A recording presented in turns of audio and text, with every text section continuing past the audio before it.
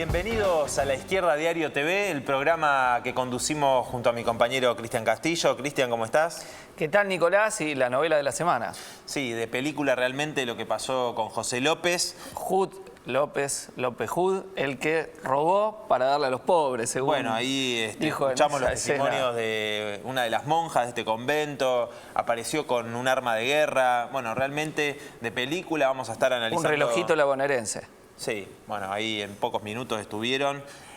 Vamos a estar analizando esta película que ha sucedido esta semana, realmente un hecho que ha generado una bronca enorme, una indignación popular.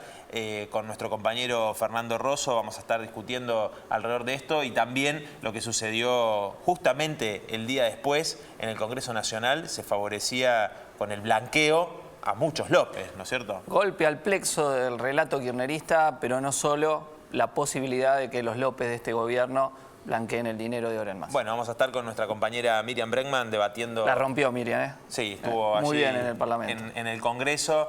Y lo que sucedió hace una semana, Cristian, realmente terrible, la masacre en Orlando, ¿no? En el boliche gay donde fueron asesinados 50 personas. Omar Mateen entró al Club Pulse, 50 muertos... Un crimen de odio, un crimen homofóbico, un crimen también contra los latinos, que eran los que más frecuentaban el bar, y las causas, ¿no?, de este hecho. 15 ocasiones en las cuales Obama, durante sus 8 años de mandato que está terminando de cumplir, tuvo que salir a dar condolencias y explicaciones debido a crímenes de este tipo en los cuales son asesinadas 4 o más personas. Cristian, esto cuando se conoció que era... descendiente afgano, el asesino, se empezó con una campaña islamofóbica. Bueno, estuvo Donald Trump a la cabeza, obviamente. Se negó un crimen de odio homofóbico, racista. Las distintas alas de los partidos políticos, los medios de comunicación, en un primer momento intentaron negar esto, ¿no? Sí, quieren presentarlo como un caso de terrorismo internacional o quisieron hacerlo lo que es el resultado de las condiciones de la dominación social y política dentro de los Estados Unidos, donde el odio contra los gays y la comunidad LGTB en general, el odio contra la población afroamericana, el odio contra los sectores más vulnerables, contra las mujeres que se practican abortos, son pregonados por gran parte de toda la élite política norteamericana, por predicadores. No nos olvidemos que uno de los principales candidatos en la interna republicana, Ted Cruz, estuvo en un acto con un predicador que decía que había que matar, erradicar a todos los homosexuales. O sea, en ese clima es que se forjan los asesinos de este tipo como Omar Mateen, que bueno, que llegaron a ser el acto de estas características más importante en lo que hace a cantidad de muertos en la historia norteamericana. Bueno, y también el tema del armamento, ¿no? Que Trump también se refirió a eso diciendo que no hubiese sucedido esta masacre si hubiesen estado armados. Cínicamente dice, en realidad, si como digo yo, los homosexuales hubiesen estado armados, no se hubiese dado el crimen. Esto en realidad es parte de la campaña de Trump a favor de la Asociación de Amigos del Rifle para mantener liberada la compra de armamento. Pero acá también hay mucha hipocresía, porque no es el problema central si se pueden o no comprar armas, sino las condiciones sociales y políticas, insisto, que generan esta violencia homofóbica en este caso y racista a la vez, antiinmigrante por la población latina que concurría al bar, que llevan a la producción de estos asesinatos que son un producto casi típicamente norteamericano. En algunos otros países lo vemos, pero son excepciones. Recuerdo el caso de Noruega, cuando asesinaron masivamente un ultraderechista a jóvenes que participaban de una especie de campamento de verano de los militantes de la socialdemocracia. Pero fue un caso excepcional. En Estados Unidos, insisto, 15 casos solamente bajo los 8 años de presidencia de Obama.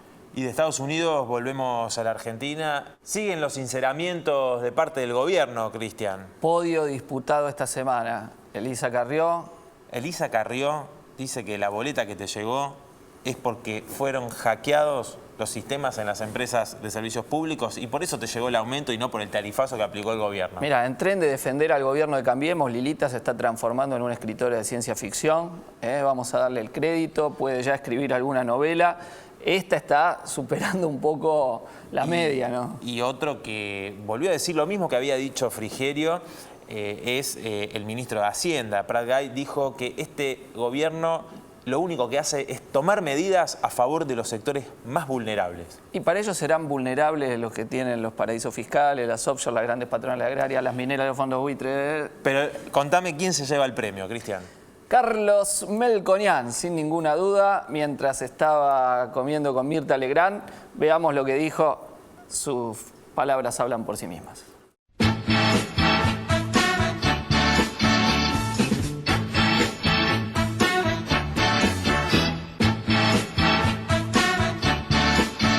¿Todos los miembros del gabinete van a traer la plata que tienen afuera? Porque si empezamos por la confianza, estaría bueno que empiecen ellos, ¿no? Con el blanqueo, sí. O sea, lo que cada uno tiene que hacer es reconocer lo que tiene y pagar sus impuestos.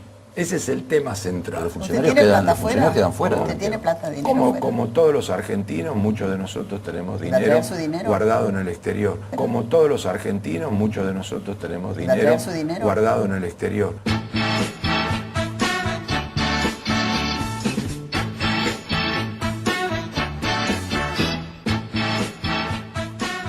Todos los que nos están viendo seguramente se sienten identificados, ¿no?, con lo que dice Melconian. Todos tienen su dinero en el exterior. El 35% de los trabajadores negros tienen la plata en el exterior. Los que cobran 8.000 pesos o menos tienen la plata en el exterior. Los jubilados que cobran 4.800 pesos de mínima tienen seguramente la plata en el exterior.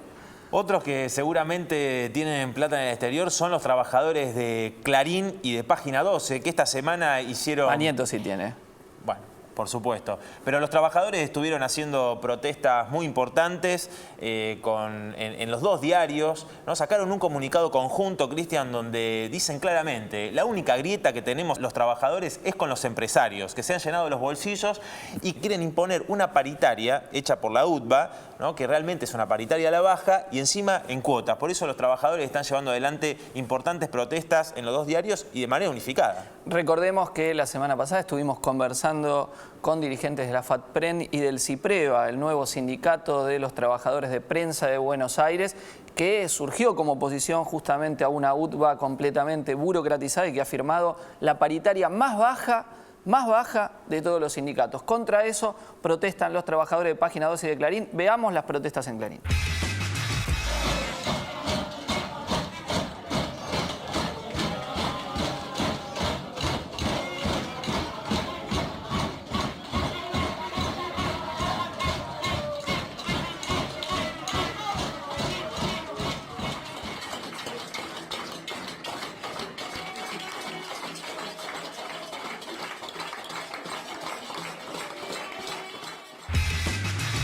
Un hecho muy importante para todos los trabajadores clasistas se dio esta semana, donde en el sindicato de jaboneros los compañeros de la lista Bordeaux obtuvieron el 32% de los votos, ganando en importantes fábricas, en las más grandes como... Alicorp de zona oeste, Procter & Gamble de zona norte, Guma de Córdoba, las fábricas donde la Bordeaux triunfa y obtiene 32% y la minoría de congresales en el sindicato. Al sindicato, realmente muy importante. Veamos el video allí de nuestro compañero Franco Villalba cuando terminaba el escrutinio. Para nosotros este es un día histórico para los jaboneros. Hemos hecho de la Bordeaux una gran elección, una gran campaña que recorrió casi todas las fábricas de la provincia de Buenos Aires y del interior. Hemos salido primera minoría, obteniendo de esta forma, con más del 32%, más congresales como que los que antes no teníamos. Esta es la primera vez que la Bordeaux ingresa al sindicato. Esta campaña no solamente le hablamos a los trabajadores de Procter y Guma y de Alicorp, le hemos hablado a los trabajadores más precarizados, a las mujeres trabajadoras de las veguerías, a los trabajadores que dejan su vida en las severías y se mueren de cáncer antes de cumplir la jubilación. Por eso hicimos esta campaña de la Bordeaux y a ellos también queremos representar, a los más explotados de nuestro gremio. Lo hacemos por simple convicción de defender los derechos de los explotados y de acabar de una vez por todas con esta podrida burocracia sindical que los trabajadores tenemos que sacarnos de encima. Gracias por estar acá y aguante la Bordeaux y aguante el clasismo, compañeros. Cristian, y para arrancar con los invitados en el programa, vamos a estar con nuestra compañera Miriam Bregman hablando sobre lo que sucedió en el blanqueo, como mencionamos anteriormente, y nuestro compañero Fernando Rosso, director de La Izquierda Diario. Vamos a estar debatiendo todas las consecuencias de este escándalo que sucedió con José López esta semana. Y un informe especial sobre la lucha que se viene desarrollando en Francia contra la ley El Cormi. Desde marzo hasta ahora siguen las manifestaciones. La última, la más importante. 1 millón de personas. 14 de junio, 1 millón de personas en París, liderada por los sindicatos, por la CGT ahora en el centro. Así que vamos a tener un informe completo de todo lo que han sido estos meses de resistencia obrera y juvenil en Francia a la ley antiobrera que quiere imponer el gobierno de Hollande. No se vayan, seguimos con La Izquierda Diario TV.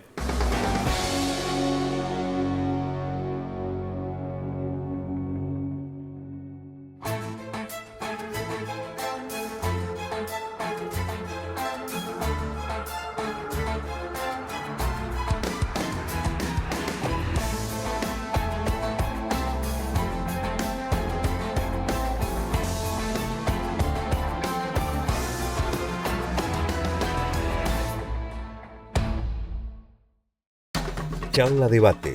Intelectuales y política en tiempos de Macri. Participan Horacio González, Eduardo Gruner, María Pía López y Cristian Castillo. El miércoles 29 de junio a las 19 horas en el auditorio de la Facultad de Ciencias Sociales, Santiago del Estero 1029, Ciudad Autónoma de Buenos Aires.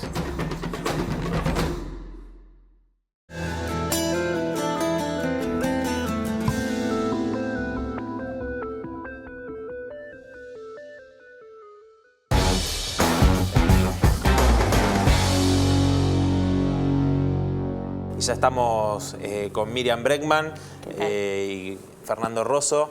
¿Cómo están ustedes? Gracias por haber venido. Fernando, vos escribiste una columna en La Izquierda Diario.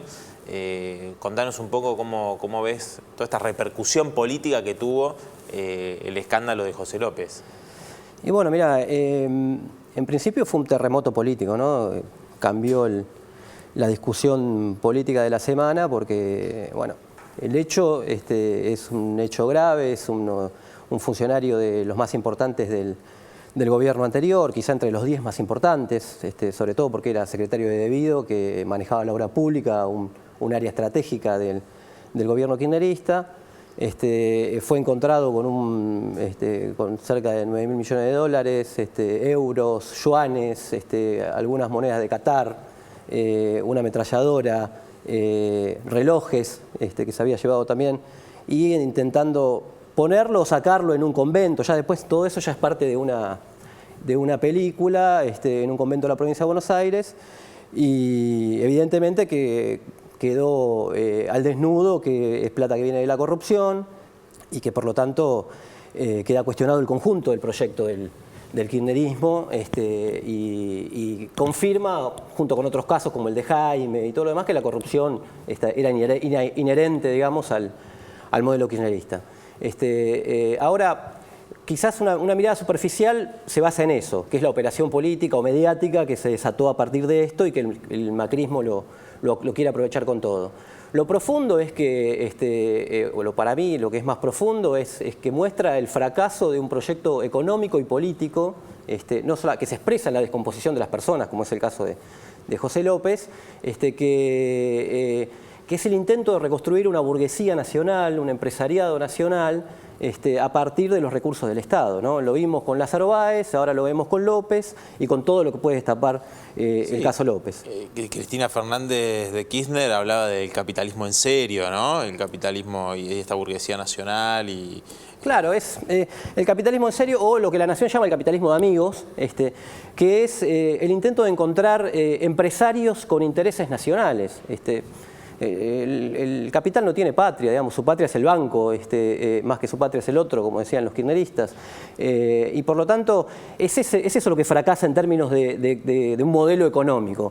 Y un modelo político basado en un personal político que se apoyó en el pejotismo, que se apoyó en la burocracia sindical, etcétera, y que son los que hoy, se lo ve en el Congreso, lo puede contar mejor Miriam, están apoyando el modelo de Macri y son parte del sostén del modelo de Macri que fueron mantenidos por el kirchnerismo. Entonces, lo interesante para discutir es qué es lo que expresa de fondo este escándalo y también poner el foco en cómo lo utilizó el macrismo, ¿no? Porque, y cómo lo quiere utilizar ahora, moralizando toda la discusión. La operación por lo menos es rara, está bien desde un punto de vista, porque hubo bueno, estaba en General Rodríguez tirando supuestamente las bolsas adentro del convento, hubo un vecino valiente que se llama Jesús. De repente le encontraron con estos 9 millones de dólares y aparecieron muy rápidamente, ¿no? Claro, en cuestión de minutos estuvo la bonaerense. No es algo que sucede habitualmente. En cuestión de minutos estuvieron los principales medios de comunicación para poder mostrar la película. Encontraron 2 héroes de la bonaerense que se negaron a recibir la coima. Perdóname, Fernando, y la semana que viene se vota en el Congreso casualmente ampliar la figura del arrepentido, por lo cual algunos dicen que también puede tener que ver con este caso. Claro, seguramente tiene que ver con este caso. Y todo salió quirúrgicamente perfecto como para ser real, ¿no? Entonces, evidentemente tenían una operación armada para que se convierta en una novela, para que se convierta en un espectáculo, en un momento muy malo para el macrismo. Había sido derrotado en las elecciones municipales de Córdoba, de Río Cuarto en Córdoba, la segunda ciudad de la segunda provincia y donde había sido la meca del macrismo, había sacado más del 70% de los votos. La inflación sigue marcando índices altos, se estaba discutiendo las tarifas, se estaba discutiendo el programa del gas, el problema del gas en la Patagonia. Se había peleado con el Papa Francisco, empezaban a tener ciertos roces con el moyanismo. Entonces, en este momento le vino como anillo al dedo, digamos. Sí, algunos ya hablan eso, ¿no? De la mejor semana de Macri de los 6 meses de gobierno, están diciendo... Además de que lo sostiene la burocracia sindical, además de que lo sostiene el pejotismo, el kirchnerismo no deja de ser un manantial de escándalos como para que Macri no es por un mérito propio en el sentido que haya mejorado la situación de la mayoría del pueblo trabajador, sino que justamente es por estos escándalos de corrupción del gobierno anterior, ¿no? Y tampoco porque el kirchnerismo haya dado un salto en la resistencia a las medidas macristas o haya movilizado o haya tomado alguna medida contra un gobierno que califican neoliberal o de derecha, ¿no? Para nada. Yo quería, Miriam, que les cuentes a todos los televidentes de La Izquierda Diario TV qué sucedió en el Congreso, digo, porque justo el día después de que se da este escándalo con José López, se vota un blanqueo. Bueno, en el Congreso la verdad es que se dio una situación muy incómoda. Nosotros comenzamos la intervención diciendo que cuando íbamos a la facultad nos enseñaban a analizar el mérito, la oportunidad y la conveniencia de los actos jurídicos. Y si teníamos que analizar el mérito y la conveniencia de esta ley, no se la encontrábamos ni nadie la pudo explicar en las horas que duró la sesión, y que la oportunidad era la peor, porque lo que se estaba votando era una ley ómnibus que tiene alrededor de 8 o 9 leyes incluidas en una sola, porque se modifica hasta la ley de ministerio, la unidad financiera fiscal, todo en una sola ley bajo la excusa de hacer un beneficio a los jubilados. Pero la oportunidad era la peor porque se votó un blanqueo, se votaron beneficiar a todos aquellos José López que hasta ahora no fueron descubiertos, porque José López, como explicaba Fernando, puede haber sido una negociación, puede haber sido una entrega acordada, puede haber sido que lo descubrieron. Cualquiera de las hipótesis que esté planteada y que se irá develando los próximos días. Lo que es indiscutible es que tenía dinero que no podía justificar de dónde lo sacó.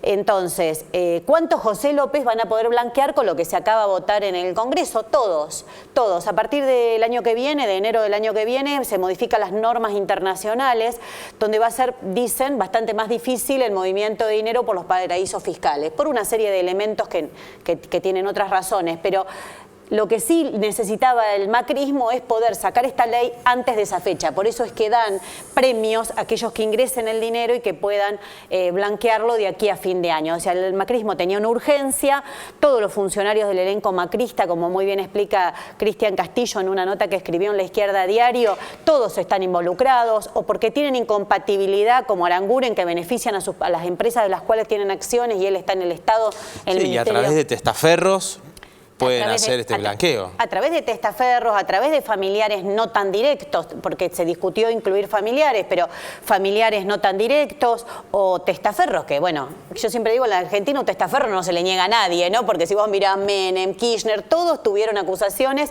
de tener testaferros que actuaban por ellos. Entonces, lo que se votó realmente es algo muy grave y que tiene que ver también con los jubilados. Una parte es esta, es la parte del blanqueo de capitales para todos los José López que van a poder blanquear. De hecho, el presidente ya lo utilizó. Antes de que se vote lo de los funcionarios, Macri trajo dinero de afuera antes de que salte, porque no saben si le puede saltar, esta plata que tenía en el exterior.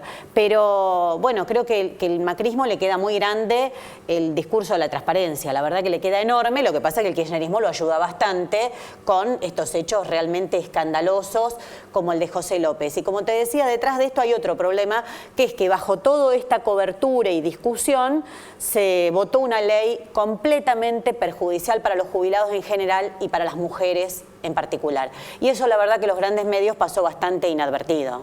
Sí, y otra cosa que hay que tener en cuenta que la venta de las acciones, ¿no?, de las empresas, es decir, son acciones que tiene el ANSES, es decir, que es la plata de todos los jubilados, y que eso puede abrir el camino al de financiamiento del sistema de jubilación estatal, ¿no? Además, sí, digo, de la pensión universal a la vejez, que es de hecho reconocer claramente el trabajo no registrado o el trabajo en negro, bajando la jubilación mínima, digamos, hoy por hoy, pero abriendo la puerta hacia que vuelva algún sistema similar al de las AFJP, algún tipo de privatización, sí, de la jubilación, o que queden millones de personas directamente sin posibilidad. Mira, creo que nosotros siempre denunciamos el saqueo de la caja del ANSES, ¿no? Pero esto era de hecho. Ahora se votó el saqueo legal, o sea, se votó un desfinanciamiento del ANSES que todavía no se sabe bien cómo va a terminar la película, pero que en 3 años se va a empezar a sentir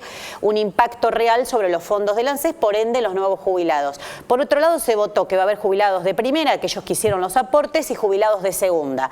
A los jubilados que no hicieron los aportes, pocos o ninguno, se vota una pensión universal. Una pensión universal que por ley es algo increíble, porque es impensado. Por ley se establece que tiene que ser menor que la jubilación. Es decir, es una discriminación diciendo, bueno, usted va a cobrar menos, va a cobrar el 80% y se establece por ley.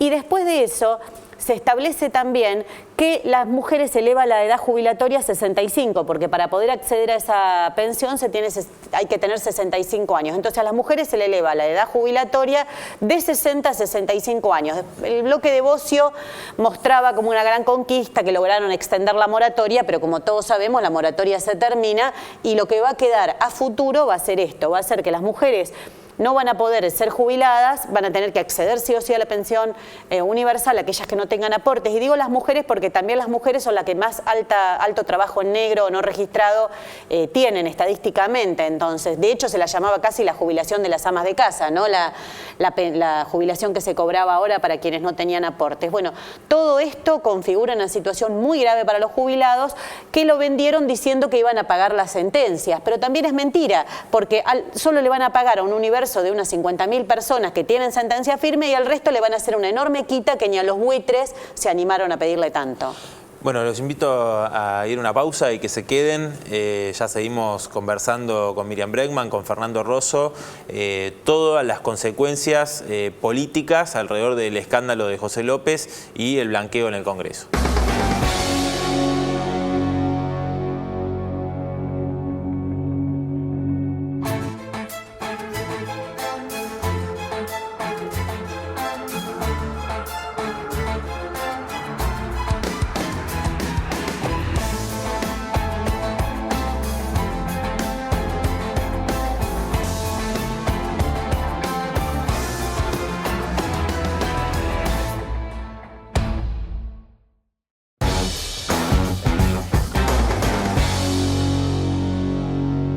Seguimos conversando con Miriam Bregman, con Fernando Rosso. Fer, ¿qué opinás de esto que salió a decir Cristina a través de Facebook, de las redes sociales, ¿no?, como a deslindarse de responsabilidades por lo de José López? Sí, en este caso evidentemente tiene una crisis importante, porque generalmente como ha respondido anteriormente a las crisis, bueno, cuando estaba en el gobierno, dejaba pasar unos días y después aparecía con alguna respuesta. Ahora salió inmediatamente y con una respuesta que está bastante floja de papeles, ¿no? Se basa en una cuestión que es verdad. Si hay coimiado, hay coimiador. O sea que ahí hay muchos empresarios que pusieron plata para beneficiarse y que coimiaron a funcionarios corruptos, digamos. Pero después tiene otra parte que dice todo esto es para afectar a un modelo o a un proyecto político que beneficia a las mayorías populares, etcétera, pero que tenía toda esta gente adentro, digamos, porque José López estuvo 12 años bajo el mando de Debido, es decir, bajo el mando de Cristina.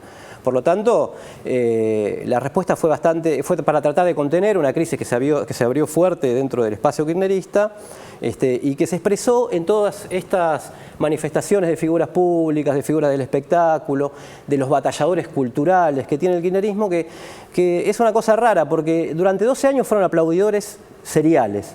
Y ahora se convierten en desmoralizadores que despolitizan la discusión. Está bien porque plantean que es una manzana podrida, que nos clavó un puñal por la espalda. No se explican las causas, como discutíamos antes, profundas, de qué implica que tengan personas como José López, como Jaime, dentro del proyecto. Entonces, no, perdóname, disculpa, y justamente el hecho de que hablen de que bueno, es un hecho aislado, o que Cristina diga el sector privado. Bueno, pero los empresarios kirchneristas son parte de este sector privado. Es decir, cuando antes hablábamos lo de capitalismo de amigos, inclusive muchos kirchneristas hablan de la patria contratista. Obviamente, Mauricio Macri, la familia Macri fue parte de eso, bueno, claro, y demás, pero y ellos gobernaron 12 años. Debido ahora que trata de defenderse y salió a responder, empezó a plantear cuáles están en el ranking de las empresas que se vieron beneficiadas. Está Techin, por ejemplo, una empresa, está la empresa del primo de Macri,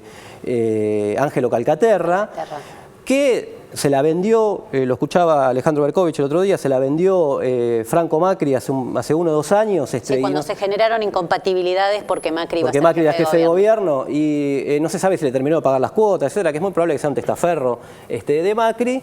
Y, por ejemplo, el presidente de la Cámara de la Construcción actual, Juan Chediak, empezó a plantear que él había denunciado esto, porque si Debido habla, todos esos quedan donados, digamos, y empezó a decir que él había visto, que lo había denunciado y todo lo demás, y Debido le respondió y le dijo, qué raro que salga a denunciar todo esto porque no tuvo ningún problema para participar junto a Calcaterra y junto a Lázaro Báez de la construcción de las represas Zeppernit y Kirchner en el sur. Por lo tanto, evidentemente si hay coimiador y el conjunto de la patria contratista, de los empresarios, etcétera, tienen mucho que decir sobre esto y esto incluye a empresarios kirchneristas, que son los que están en el ojo de la tormenta, y todo un arco de empresarios macristas, Electroingeniería de Córdoba, que tiene muy buenas relaciones con el gobierno de la Sota, muy buenas relaciones con el gobierno de Cristina, lo tuvo en su momento, y también muy buenas relaciones con el gobierno de Macri. Claro, o sea, porque vos recién decías esto de que si Debido habla, sí, porque no es solamente los empresarios, sino también gobernadores, intendentes de distintos colores políticos. La caja se manejó durante esta década, lo que nosotros llamamos bonapartismo fiscal, negociando directamente con los gobernadores, negociando con los intendentes y manejando la fidelidad política, entregando obra pública. Sí, uno que tiene foto con López Massa, ¿no? No, me parece que si siempre denunciamos que capitalismo y corrupción van de la mano, porque la clave de personajes como Elisa Carrió y demás es desligar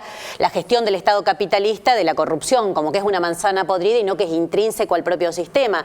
Pero en la Argentina habría que darle una vueltita más y decir que la obra pública es la gran generadora de fortunas, porque todas las grandes fortunas del país en los últimos años, al menos de la dictadura para acá, se hicieron ligadas a la obra pública. Así que creo que los grandes empresarios de la Argentina, si empezamos a ver la lista de todos los que se beneficiaron con la corrupción en los últimos años, es decir, con la apropiación de los dineros públicos a través de la obra pública, no quedaría prácticamente ninguno, ¿no? Lo que sucedió con la ley del blanqueo, sí, digo, con los distintos bloques, ¿no? Todos los que se horrorizan con el tema de la corrupción, de López, etcétera, que lo votaron, y el rol y el papel que tiene el Frente para la Victoria. Por esto que mencionaba Fernando recién, alrededor, digo, de que no hay que despolitizarlo y ver un proyecto político, digo, donde ¿cuál ha sido el papel que han tenido ellos con respecto a las distintas leyes? Bueno, la verdad es que la entrega que está haciendo el macrismo y el ajuste no lo está haciendo solo. No solo porque Cambiemos es un bloque que incluye la UCR y otros partidos aliados al gobierno, sino también porque el bloque del PJ de Bocio, es decir, el bloque justicialista, exfuncionario kirchnerista que manejó el ANSES, y el bloque de otro exfuncionario kirchnerista que manejó el ANSES como Sergio Massa del Frente Renovador, le vienen votando prácticamente todo. Entonces siempre marco que en la tele por ahí los vemos pelearse y da la sensación de que son partidos diferentes, pero son de un gran bloque político que en el Congreso actúa juntos para profundizar el ajuste que está haciendo y todas las medidas neoliberales que está tomando el gobierno de Mauricio Macri. Entonces eso también es bueno marcarlo, y ahora votaron esta vergonzosa ley de blanqueo y de ataque a los jubilados. La votaron tanto Massa y Bocio, que hicieron prácticamente la campaña electoral, recordarás, el año pasado, hablando de la defensa de los jubilados, del impuesto a las ganancias y de la defensa de los jubilados. Bueno, ninguna de las dos cosas es lo que están haciendo. Y también nosotros en la intervención desde nuestra banca lo que marcamos es el rol del kirchnerismo, porque cada vez se delinea más un doble rol. En diputados se permiten ser opositores. Los que quedan, ¿no? Que ahora se fueron algunos más. Se permiten ser opositores, incluso votaron en contra de esta ley, pero donde tienen la mayoría necesaria, que es en senadores, han dejado correr todas estas leyes y las que vendrán, porque Pichetto se adelanta a ser oficialista incluso. Le aprobaron el nombramiento de los jueces de la Corte Suprema. Aprobaron, vergonzoso que hayan aprobado eso, que tiene una ilegitimidad de origen insalvable y que es el dedo de Macri haciéndolo. Bueno, después legitiman absolutamente todas las medidas. El pacto con los buitres que nosotros denunciamos es eso. No hubiese podido salir la ley de pago a los buitres si no hubiese sido por el rol del bloque PJ Frente para la Victoria en el Senado. Cuando vos estabas en la sesión, estaba la reunión, digamos, cumbre entre Negri, Frigerio, Emilio Monzó, Pichetto y Sergio Massa. Bueno, hablábamos eso el día de la sesión, porque estamos todos ahí, estuvimos hasta las 4 o 4 y media de la mañana, desde las 10 y media a las 4 y media de la mañana, ¿no? Y daba la sensación de que ahí se está debatiendo, pero hoy no se debatía nada, porque cuando llegó la hora de votar, lo que apareció es un papel que se habían puesto de acuerdo entre Sergio Massa y el gobierno, y Bocio creo que también lo tenía, porque ya tenía ahí el borrador, y entonces ellos discutían sobre un borrador que no era el que habíamos discutido en la sesión. Es tan escandaloso que se llega a eso. Lo que se votó no era lo que se había discutido durante todo el día, era lo que habían acordado en un despacho aparte. Así que la verdad es que es bastante escandaloso, pero marcar este doble rol que está teniendo el kirchnerismo. Uno en diputados, pero donde tienen la mayoría necesaria, como es en senadores, para que las leyes salgan o no, le votan absolutamente todo. Para ir cerrando, quería preguntarles esto que decía Miriam alrededor de capitalismo y corrupción. Podemos plantearnos una perspectiva, digo, completamente opuesta, y por ahí es el debate político con muchos simpatizantes o militantes que apoyaron el kirchnerismo o algunas medidas, ¿no? Que decían apoyamos algunas cosas y otras no, etcétera, que hemos tenido durante estos 12 años de gobierno kirchnerista, y lo seguimos teniendo ahora cuando aplican con su mayoría en el Senado, le votan todo a Macri, pero bueno, en diputados cumplen un papel más opositor. ¿Cómo ven esto? A mí, una cosa que no quería dejar pasar de esta discusión es el rol de la Iglesia, ¿no? Porque lo que llamaron el monasterio de la planificación, que es como lo llamaron a donde intentó tirar los bolsos López, la cúpula de la Iglesia intentó despegarse diciendo que no era parte, que era una asociación privada, casi que era un grupo de simpatizantes nomás, o un grupo de apoyo. Después se demostró que era parte de la institucionalidad, etcétera, y que por tanto también mintieron alrededor de esta cuestión y quedaron manchados. Por lo que vos planteás, a mí me parece que López ya está, ya lo atraparon, seguramente es muy difícil que salga o que tenga impunidad. El problema es que la orientación del kirchnerismo, específicamente discutimos el proyecto político de construir una burguesía nacional con las prebendas del Estado, empresarios nacionales o con intereses nacionales, es lo que fracasó políticamente. Pero después, en un régimen social que está basado en la estafa, en cientos de miles de estafas cotidianas, López es un pasado de rosca del sistema, pasado de rosca en el sentido literal y pasado de rosca de las peores cosas del sistema, ¿no? Es decir, que no se pague el 35% de trabajo en negro, que no es una estafa. a los cientos de miles de trabajadores. El dinero en las cuentas offshore. Es una estafa. Es una estafa legal. Y así cientos los que remarcan precios, en los empresarios que remarcan precios. Es una estafa. Entonces, yo encontré una frase que me pareció interesante, el otro día la puse en la nota, es que López tenía en su cuenta de Twitter, cuando se la revisa, hablaba de los desaparecidos, etc. Y esto que ha sido parte de tu campaña, el problema de que ganen lo mismo que una maestra, que sean revocables y todo lo demás, porque cuanto más juran que viven como piensan, terminan pensando como viven y en este caso, como el caso de López, se pasan de rosca. Entonces, es un sistema basado en cientos de estafas cotidianas, en distintas formas de estafa, en lo cual lo de López es una expresión extrema, como ha sido lo de Jaime o como ha sido lo de tantos otros, ¿no? No, y que la gestión de la obra pública, lo que decíamos antes, es esto, exactamente. Por eso siempre de la izquierda planteamos plan de obra pública controlado por los propios trabajadores. Y creo que eso es también lo que salta a la luz. Los únicos que no tienen las manos manchadas de corrupción y que les interesa que esa obra se realice, porque ¿a qué le importa a López? ¿Viste cómo vivía? ¿A qué le importa si vos tenés cloacas, si te falta alguna obra pública que mejora el bienestar de la gente, si él vive en un country, en una casa maravillosa? No les importa nada. Entonces, muchas casas. Muchas casas. Entonces, el tema de que sea controlado por los trabajadores el plan de obra pública, creo que esta viejo consigna que venimos utilizando de la izquierda cobra más vigencia que nunca, ¿no? Porque las licitaciones, todo eso está todo absolutamente manchado, sea quien lo haga. Y dentro de un tiempo estaremos viendo la de este gobierno. De hecho, tuvieron que bajar a su primer candidato de la lista. Recuerden que era Niembro. Recuerden que era Niembro el que encabezaba la lista del PRO en la provincia de Buenos Aires. Lo tuvieron que sacar manchado por beneficiarse con licitaciones que no podía demostrar ni siquiera para qué se las daban. Bueno, Roberto Navarro, que es uno de los voceros del kirchnerismo, dijo una cosa interesante. Si se hace un manipulite en general, los únicos que quedan son el Frente de Izquierda y algún otro más. Lo dijo en su programa, ¿no? Sí, bueno, me parece que tiene razón, ¿no? Sí, justamente por eso seguramente vamos a tener una importante confluencia con muchas compañeras, compañeros, con muchos sectores que quizás honestamente pensaban, ¿no?, que lo único que se podía hacer o que un cambio paulatino, ¿no?, de hacer un capitalismo en serio, todo eso que dijo el kirchnerismo, que era imposible, ¿no?, o utópico, una perspectiva de acabar con la fuente de la corrupción y la fuente, digamos, del robo a los trabajadores, ¿no? Es decir, permanentemente, todo lo que vemos, los escándalos de Panama Papers, porque Macri dijo el tema de autocrítica, pero nunca habló de... Después no se volvió a hablar de lo Panama Papers, ¿no? Entonces digo, en esa perspectiva de terminar con esa fuente de corrupción que es este régimen social basado en la apropiación de la enorme riqueza social que genera la mayoría del pueblo trabajador por un pequeño puñado de estos capitalistas que a su vez hacen negocios legales e ilegales de todo tipo.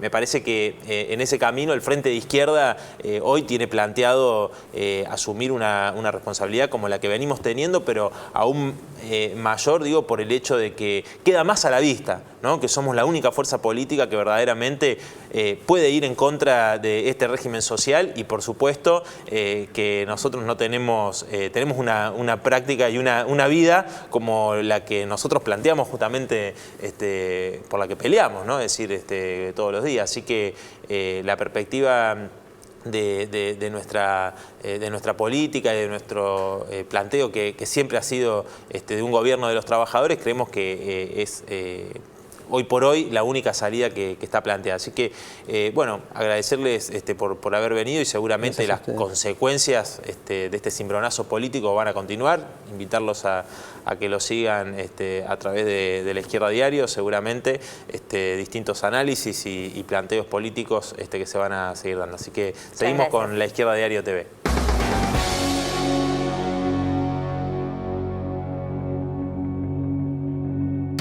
Charla Debate. Intelectuales y política en tiempos de Macri. Participan Horacio González, Eduardo Gruner, María Pía López y Cristian Castillo. El miércoles 29 de junio a las 19 horas en el auditorio de la Facultad de Ciencias Sociales, Santiago del Estero 1029, Ciudad Autónoma de Buenos Aires.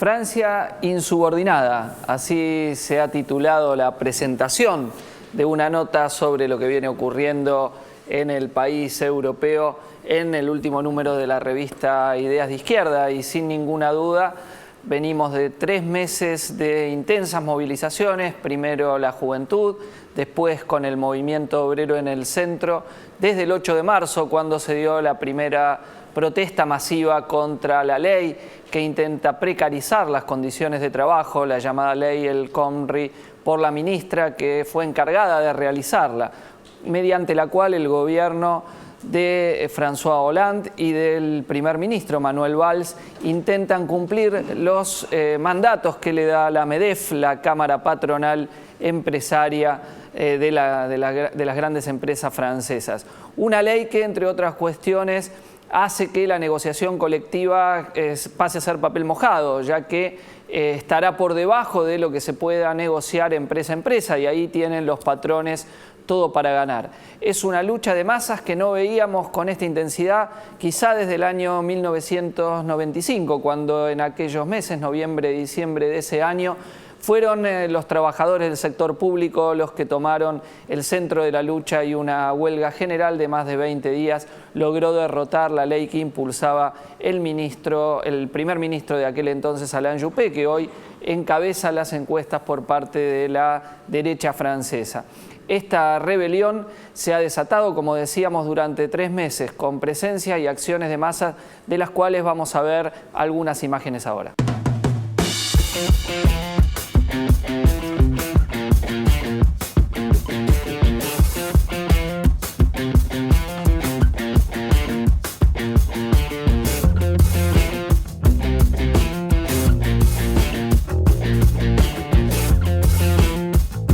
Et aujourd'hui, on est en grève avec mes collègues pour dénoncer le projet de loi que le gouvernement veut faire passer en force. Un projet de loi qui remet en cause le CDI, qui facilite les licenciements, qui va déroger aux règles du Code du travail et des conventions collectives. Donc il était très important pour nous de nous mettre en grève et de défiler aujourd'hui.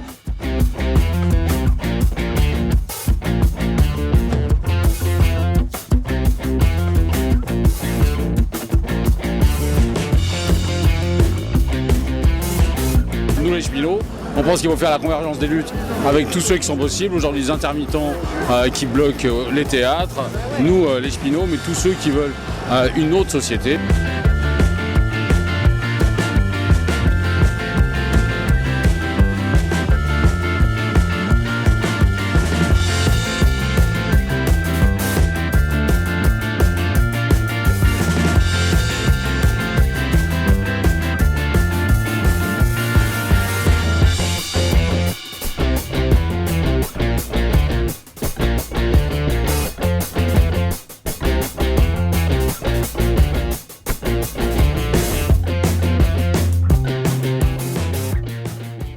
Una de las características de este proceso de lucha de masas en Francia, con la centralidad que viene ganando la clase obrera en esta pelea, es que se dirige contra un gobierno de un partido llamado socialista, mal llamado socialista, o tendríamos que decir el partido antisocialista francés de François Hollande, que está produciendo el hecho de que muchos de sus votantes estén en contra de lo que el gobierno esté haciendo. Las encuestas dicen que el 63% de aquellos que habían sufragado por Hollande hoy están apoyando el proceso de lucha y movilización, que cuenta con un apoyo generalizado entre la clase trabajadora. El 76% de los asalariados dicen que participan con su apoyo del movimiento de protesta que se está realizando. Hollande, para enfrentarlo, no ha recurrido simplemente al discurso, ha ejercido la represión contra los trabajadores y los jóvenes que se movilizan, y veamos también imágenes de algunos de estos hechos.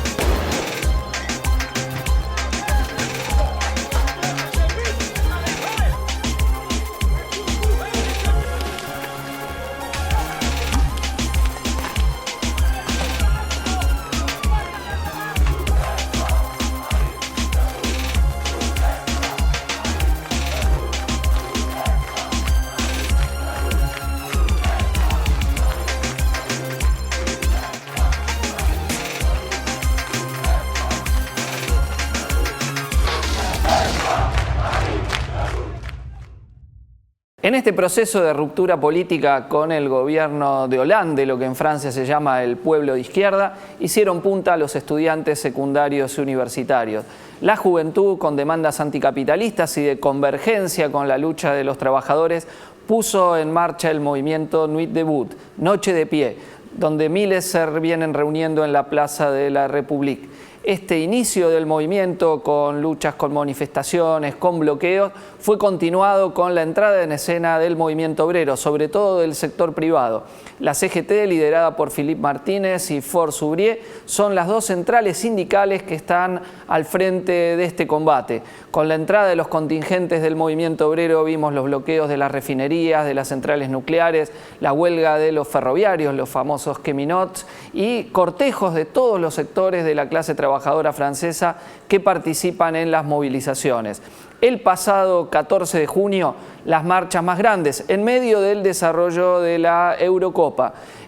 Pese al intento de tapar esta gran acción de movilización que se desarrolló en todo el país, la presencia de los cortejos de trabajadores fueron verdaderamente impresionantes. Veamos algunas imágenes de lo que pasaba en París y en otras ciudades de Francia este 14 de junio.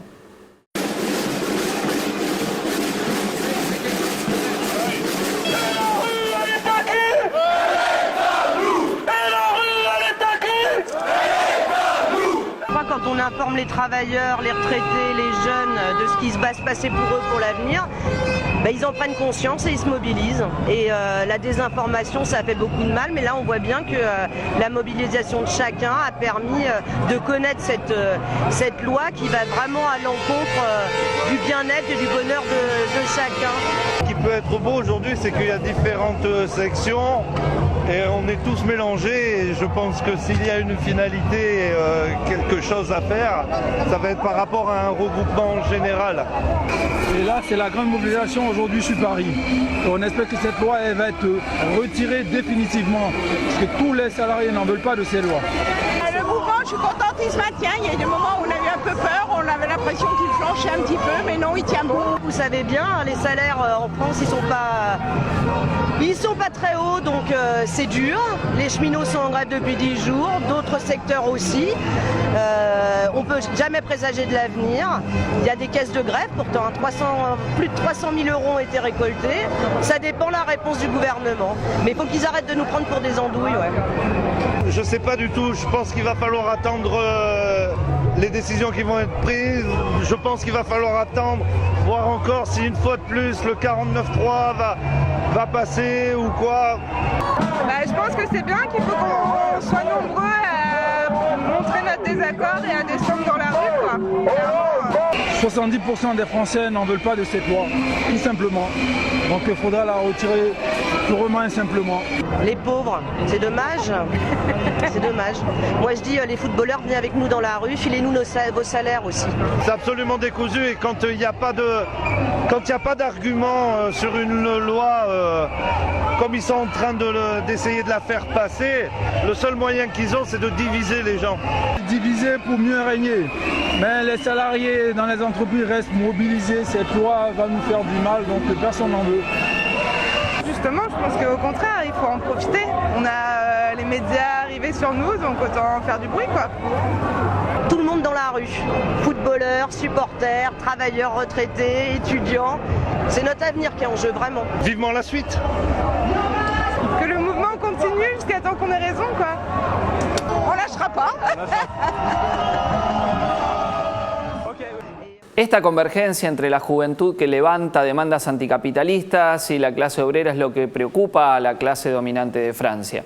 Y no solo de Francia, revistas como The Economist y periódicos como el Financial Times llaman a Hollande a no frenar su reforma laboral antiobrera, mantenerse de pie, ya que sabe que una derrota irá en contra de la política de todas las grandes patronales a nivel internacional. En estas movilizaciones, nuestros compañeros de la corriente comunista revolucionaria de Francia, que actúa dentro del nuevo partido anticapitalista, el NPA, y que edita el periódico digital Revolución Permanente, transformado en uno de los voceros de este movimiento de lucha, han desarrollado una actividad muy intensa. Y al respecto de cuál es la situación que vive hoy este proceso de lucha en Francia, hemos conversado con nuestros compañeros de la corriente comunista revolucionaria de Francia. El gobierno apostaba a que se desinflara el movimiento. Es cierto que la manifestación del martes sorprendió a todo el mundo, inclusive creo a los mismos huelguistas, que están ya entrando en su cuarto mes de lucha, y la importancia de la marcha, la masividad de esa marcha, la primera en París desde que empezó el movimiento, atestigua de un nivel de radicalidad y de una bronca muy profunda en distintos sectores. A nivel de gobierno, esto quedó plasmado también en la reacción del primer ministro Manuel Valls, que amenazó con suspender, prohibir las marchas en la capital, tomando en cuenta que 2 jornadas están previstas, 2 nuevas jornadas, el 23 y el 28 de junio, lo cual sería una medida, la prohibición de las marchas, una medida completamente inédita en Francia, más allá del contexto actual de estado de emergencia. Por otra parte, el principal sindicato, la CGT, con su dirección Philippe Martinez, lamentablemente, en vez de tratar de plantear lo que los huelguistas hasta ahora se hicieron portavoces, el retiro sin negociación de la ley, aceptó entrevistarse con la ministra del Trabajo, Myriam El Khomri, este viernes, entrevista que no dio lugar a ningún tipo de avance, obviamente, ya que el gobierno no quiere soltar absolutamente nada. Así que en términos de perspectivas, lo que juega en desfavor del movimiento actual es que se hayan desmovilizado en parte, lo cual no significa que el movimiento haya terminado, pero se desmovilizaron, levantaron la huelga distintos sectores. Los que quedan en el frente de combate por ahora son los recolectores de basura, más que nada, en distintas ciudades, en particular en París. Y el gran problema, precisamente para que pueda triunfar en cierto sentido el movimiento, para que se imponga en la agenda de los huelguistas, que es el retiro, repito, el retiro de la ley sin negociación, sería que se profundizara o que se creara un cuadro de autoorganización que permita imponer a las direcciones sindicales aquella agenda. Desde Revolución Permanente y el Courant Communiste Revolucionaire, que interviene dentro del NPA, nosotros quisimos, a través del periódico, ofrecer primero una cartografía de las luchas en los últimos 4 meses, dando la palabra a huelguistas en distintos sectores, refineros, ferroviarios, huelguistas del sector de los recolectores de basura, docentes, estudiantes, obviamente, en la primera fase, y plantear también elementos de programa que nos parecía podían servir para que el movimiento pudiera extenderse, profundizarse y también llegar a una coordinación nacional de sectores en lucha que hoy por hoy podría ponerse en pie, más allá del hecho de que la movilización no está en su punto de ápice, digamos. Y esto más que nada fue la línea, digamos, que llevó adelante Revolución Permanente y el aporte que hizo. Revolución Permanente se perfiló como el principal medio en la izquierda revolucionaria que estuvo, digamos, al compás de la movilización. ¿Estamos viviendo un nuevo proceso como el que se dio en mayo de 1968 en Francia? Bueno, en este caso las movilizaciones se están extendiendo más. No ha habido aún una huelga general como aquella que llevó a los aumentos de salarios más grandes de la historia de Francia para desactivar una dinámica de lucha que llevaba a la caída del gobierno. En este caso estamos viendo el crecimiento de las demandas anticapitalistas entre los manifestantes, el descrédito de las instituciones estatales como la policía, repudiada en forma generalizada por jóvenes y por trabajadores. Es todavía prematuro decir cómo terminará esta pulseada, pero lo que es cierto es que todos los trabajadores a nivel internacional tienen que seguir atentamente y expresar la solidaridad con lo que está viviendo hoy la clase obrera francesa. Su victoria, como ocurrió en 1995, cuando la derrota de aquel plan antiobrero generó una ola de antineoliberalismo a nivel internacional, la derrota de esta política de Hollande, decíamos, irá en beneficio del conjunto de la clase obrera mundial.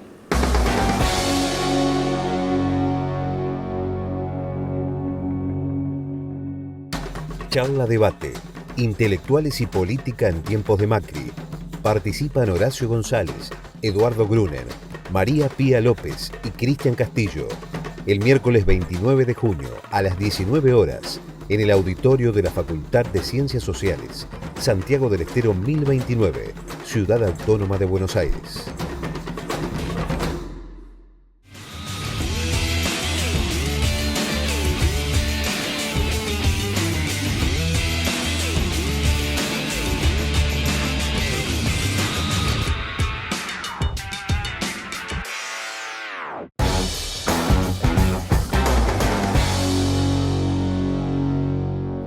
La novela de la semana, la votación de la polémica ley de blanqueo, informes sobre la lucha de clases en Francia, los temas que han pasado en esta nueva edición de La Izquierda Diario TV.